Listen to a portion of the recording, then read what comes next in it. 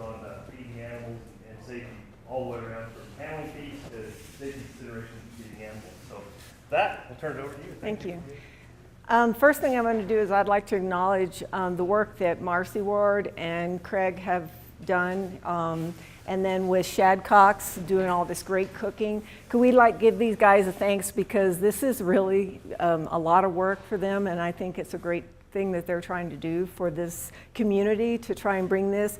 And I know that it's maybe at some levels it's not at your level, or it's below your level, but then there's such a gamut of experience in this room, and then they're just trying to meet the needs for the community, and then they're trying to expand this. So I just would like to acknowledge the work that they're doing to put this thing together. So if you don't mind, I know, because it is a lot of work. And to do it for the price that they're doing it for, because that steak I ate last night was really good. So I've been with NMSU for 42 years. I've got 3 degrees from NMSU. I come from Tucumcari, New Mexico. I grew up on a farm, but I am not a rancher. I'm not a cowgirl. I'm not a cattle worker. I don't have the experience to talk to you about animal hazards and the things that are going on. I don't have that experience, and I'm not going to sit up here and act like a safety person from HR like they were talking about last night and try and teach you something about skills for ranch handling. That's not what I want to do. My background is in biology and chemistry. I'm a lab tech, and I worked in animal and range science on my PhD studies, and so I want to talk to you a little bit about some of those animal hazards that we've run across. And you never know exactly what you're going to deal with. On the campus, we have a Swainson hawk pair that comes back every year. They've been there for about 5, maybe 6 years going on now. They are extremely aggressive. They've become aggressive over time because of different experiences they've had, and they attack people. And so we have a issue with an animal hazard that you may not, most people wouldn't experience. And last year we had 13 different people that reported injuries. Most of them are minor, but we've had scratches on the head that had to be treated, and those are the ones that are reported. So just as an example of things that come out of the blue that you may not be fully aware of. So I know it's hard to see, but I took this picture. This was at one of our ag science centers when we were cleaning out some chemicals that there was a nice little rattlesnake under there. So this isn't, so it's not taking it from the location I wanted it, so just a second. There we go. So I wanted to talk to you about zoonoses.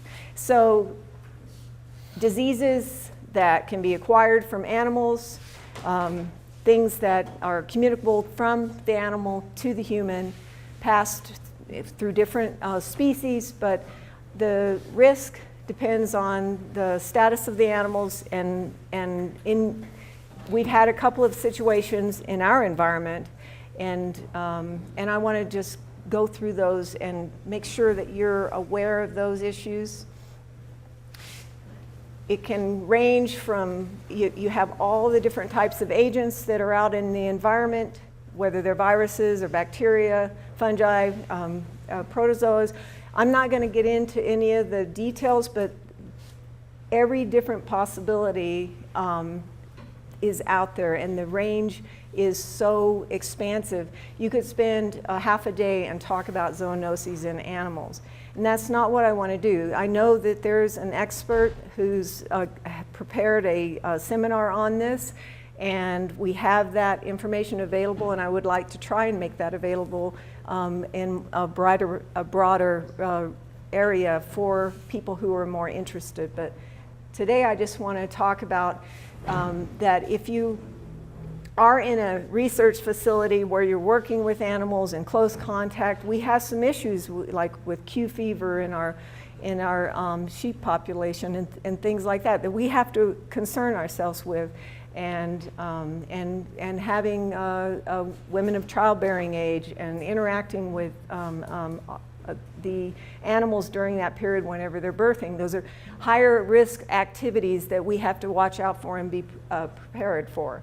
So we don't have experimentally infected animals at New Mexico State, and so we're not really dealing with that. So we don't have that high of level, but we still do have zoonotic diseases that are part of the animal population. And most of the suppliers and where you probably get your animals are immunizing and evaluating, and you have veterinary, and you do your own animal doctoring. So these are issues that I'm sure that you're pretty well aware of, and as you're growing into and learning and becoming more experienced in animal doctoring, the recognition of these diseases will become more apparent, and it's a whole nother area to learn. And so we have institutional veterinarians. I don't know, how do you have veterinarians that you use, or do they come out to the ranches? How does it work with? There's some we use, and there's some that we take, animals do. But I learned a little bit last night. I mean, you have to do your animal doctoring in the field. It's a very, very different kind of situation, and there's a lot of experience that a person may need in order to doctor the animal in the field. You have to give them injections right there on the spot. Something that is just a whole nother level of potential hazard and work with those animals. So you get an increased risk of getting disease in animals whenever you obtain those animals from sources that are not as regulated. You have that concern.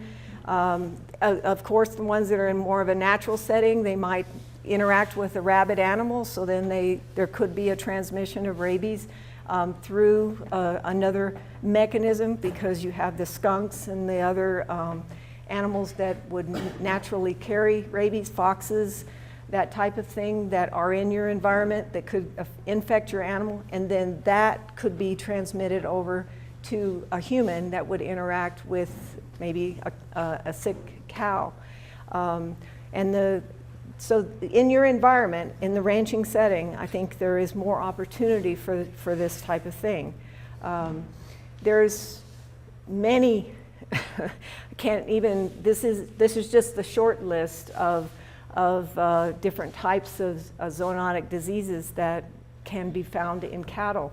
And I want to focus in on one in particular, and that's tetanus, because this is one that is very, very easily preventable.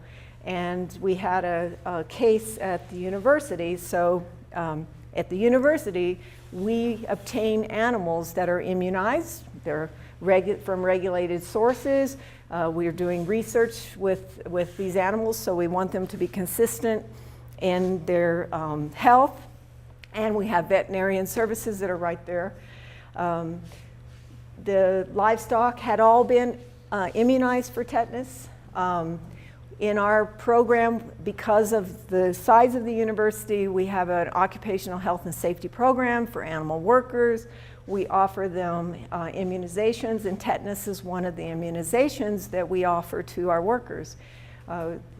Sometimes individuals, and in our current society, there's a lot of negative feedback about immunizations and some of the problems that they've had with some of the additives that are in the immunizations. So people have stopped wanting to take immunizations. And so even though people were offered the immunizations, one individual decided not to decline that. And in that, they were cannulating these cattle. All the cattle came in the same time. They had all been immunized for tetanus, but for some reason, this one either got missed or just didn't take, the immunization didn't hold, and the cow became sick, And a couple of weeks later, the individual that had done the surgery on the cow also became extremely ill. So because we had done and talked about these different diseases and how they could be transmitted from the animals to the human, they reported the illness. They were immediately seen. They did have tetanus, and they had acquired it from the animal, and they were able to be treated. So there was a positive outcome to that.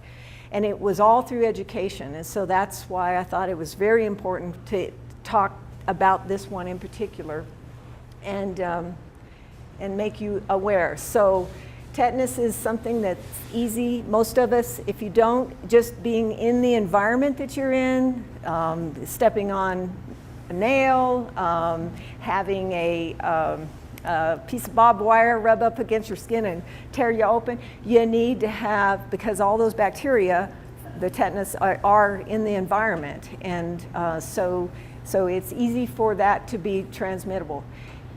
They do recommend every 10 years to get a booster for your tetanus. At the university, because we believe this is a higher risk, our university physician has put in a recommendation for anyone who's an animal worker every 5 years. So I'm going to just say that we've had our medical staff look at it and recommend a booster immunization every 5 years. So go to your doctor, tell them your business, tell them your risk of exposure, and if it's a higher level of risk, or if you have had an injury, go ahead and go in and get your tetanus immunization and get it taken care of. The doctors will definitely give you an immunization if you get a cut or scratch from some rusty nail, right? So the vaccine is called Tdap. It also protects you against diphtheria and whooping cough, and those are issues now in our younger people because they haven't been getting the Tdap, so we're really promoting that. I'm not a heavy immunizer, so I'm not promoting immunization except for this particular situation. I really feel that it's of value for people in your area.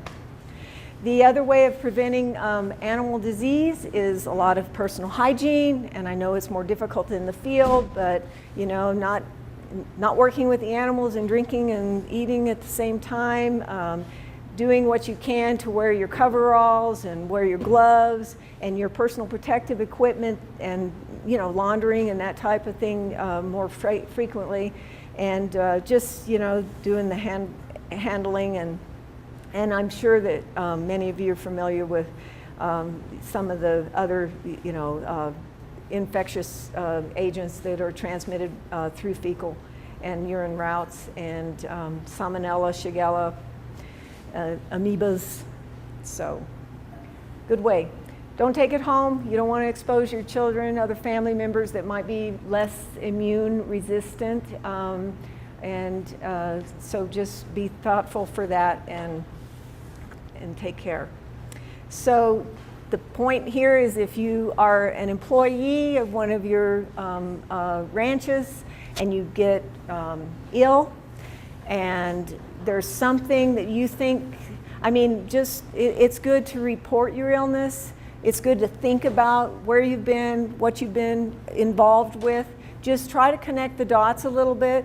Keep in mind, if you go to the doctor and you say you've been ill, and you were out working cattle for the last week, and you had a lot of exposure to the animals, just make sure that you make your physician and your employer aware of your illness and your connection with animal care, and then that can go a long way. So being trained and knowing these hazards, like I just talked about, having good facilities and procedures for reporting incidents and illnesses, that's how you stay safe. Personal hygiene and medical evaluation, like I said, the tetanus shot is my big deal. So is there any questions on this part? So the way we're going to test you on this, I'm sorry, go ahead. Any questions? Isn't that good? Yeah, so if you feel like this and you haven't been drinking, then please report that, because you might be, you may have acquired some type of a transmittable disease. Okay, so we decided we wanted to continue and talk a little bit about facility safety, because that's really where my office has come in and I think have been of great value to the remote areas, because we've been able to go out and look at facilities. So I wanted to show you some pictures of some of the places that we visit. We have a lot of very old buildings, and with old buildings come a lot of difficult situations. Some are pretty nice buildings. This is Georgia O'Keeffe painted from this building, and I think this is at one of our ag science centers. And you know, these are, you probably inherit some buildings too, or live in areas where you get you may have to do some repairs and renovation. We end up with asbestos problems and some other issues that are a little more challenging to deal with, lead paint, that type of thing. We also end up with, this was at one of our farms, and they had been eradicating mesquite, and this Curon and 2,4-D, this little pot of chemicals that were left over from the spraying ended up costing us $40,000. This was one of them, it's the same stuff, Silvex. Really, it's Agent Orange. That's what they used in Vietnam.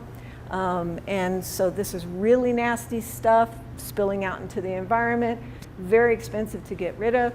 So if you do run into something like this, so I'm bringing this up because there are routes to get rid of this, and now they are offering free disposal for chemicals, pesticides, herbicides, things that you might find on your ranches and farms through the New Mexico Department of Ag. They have a amnesty pesticide disposal program. They do it once a year, and it's at various places throughout the state. All you have to do is take your chemicals to them, and then it will be part in it. It's for the community. Even the university uses it, and it's a program that is supported by the New Mexico Department of Ag. So if you run into something like this, you don't want this getting loose in your environment. It's unhealthy, bad stuff, and very nasty ingredients. So lots of drums out in the field. Some of them are fuel. Some of them aren't labeled. You don't know what they are. Those are not the way you want to do it this way. This is the proper way of handling fuel with secondary storage. But if you don't have this, then clean up your fuel spills, that type of thing, not to contaminate the environment. But we end up with a lot of improper drum storage all over the place because people haven't labeled what it is, so we really don't know. Is it oil? Is it contaminated oil? And you have to know that in order to get rid of it. It's not hard to get rid of oil, but it's not good to get rid of oil with other types of hazardous fluids in them. So it just causes problems for the contractors. This is how you would want it. You want them labeled. You want them up off of the ground so that they don't rust and spoil, and really just leaving tracks where you've been, letting people know what you've had in there. If you have any cylinders, if you're doing any welding, strap them up. Don't let them fall over. You have a cylinder fall over. What happens if the cap's not on and the neck breaks off? Then it becomes a torpedo. So these are pressurized cylinders. They're used a lot in the shops. Strap them to a wall, something sturdy. Chain them. It's not hard. If you run across a bottle of something, it's real heavy, looks silver, it's around a lot, called mercury. People used it. They used it in gold mining. It's really prevalent around the farms for some reason. People have it in their garages. If you find something like this, take it to the household hazardous waste. They have them all over the state, in your city at periodic times. Find out where there's household hazardous waste and take your mercury there, because you just really don't want to. A thermometer broken in a small room will contaminate the air as it vaporizes enough to, Mad Hatter syndrome. Babies where they were used to use mercury thermometers to test for temperature in babies, and they found that the thermometers had broken, the mercury had gone underneath the floor, through the floor slats, and had been vaporizing in the room, and it was enough to toxify a small child, so just from one thermometer. So it's really nasty stuff if it vaporizes. A lot of people have put it in their hands and rolled it around, and once it falls to the ground, it just beads and breaks into millions and billions of pieces, and then all of those start to vaporize. So mercury is something you want to get rid of and not have around. Electrical stuff. Out of all of the issues we found throughout the state, electrical has been the biggest one. So I'm just going to show you some show and tell pictures of things that are really easy to fix, but a problem. That's an exposed live wire, and that, as I think Craig was mentioning, or maybe it was Shad, we did have a fatality from something similar. It was a wire off of a breaker that had been switched.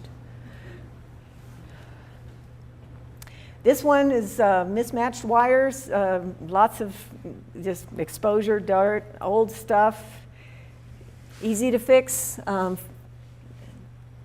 type stuff. Another live wire, just hanging out. This is an improper drum storage. Why? Because when you turn a drum on its side, that drum in particular has a weak spot. You can see that it's dented in, no labels. Another improper use of a adapter, and then of course the splice cord. They've labeled their breaker panel, but